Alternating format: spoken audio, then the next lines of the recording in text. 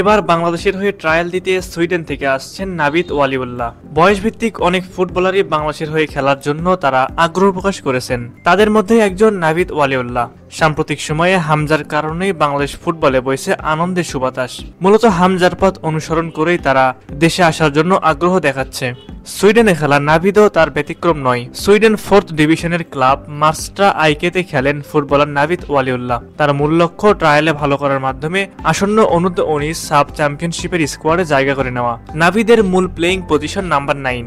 এছাড়া খেলতে পারেন উইং এবং অ্যাটাকিং মিডফিল্ডার হিসেবেও। সুতরাং বলাই যায় বাংলাদেশের ফরওয়ার্ড লাইনে ভরসার প্রতীক হতে পারেন নাভিদ ওয়ালিউল্লাহ। বর্তমানে নাম্বার 9 হিসেবে খেলার একাধিক ভালো লোকাল খেলোয়াড় পাওয়ার সম্ভাবনা থাকলেও সে বা তারা যে আন্তর্জাতিক মানের ভালো স্কোরার হবে সেই সম্ভাবনা খুবই কম, প্রায় নাই বলা চলে। তাদের পজিশনিং, পাসিং, হোল্ডিং প্লে ইত্যাদি ভালো হতে পারে, কিন্তু পজিশনের হিসেবে তাদের স্কোরিং সক্ষমতা, বিশেষত 6 গজ থেকে ও ট্যাপ ইন গোল করার দিক দিয়ে তাদের দুর্বলতা অত্যন্ত লক্ষণীয় ও দৃষ্টিকটু।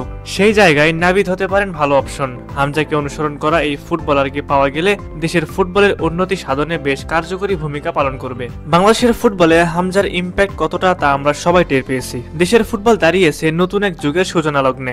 জাতীয় দলের জার্সিতে প্রথমবারের মতো ম্যাচ খেলার অপেক্ষায় আছেন হামজা চৌধুরী।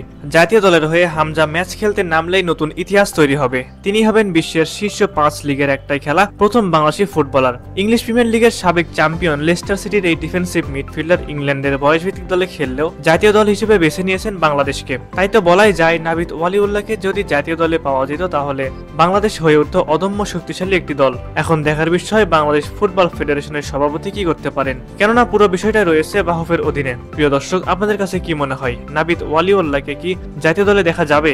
এই বিষয়ে আপনারা আপনাদের মূল্যবান মতামতটি আমাদের কমেন্ট করে জানিয়ে দিন এবং খেলাধুলার সকল আপডেট সবার আগে পেতে news extra BD sports Facebook পেজটি ফলো করবেন। পাশাপাশি আমাদের নিউজ এক্সট্রা বিডি ইউটিউব চ্যানেলটি সাবস্ক্রাইব করবেন।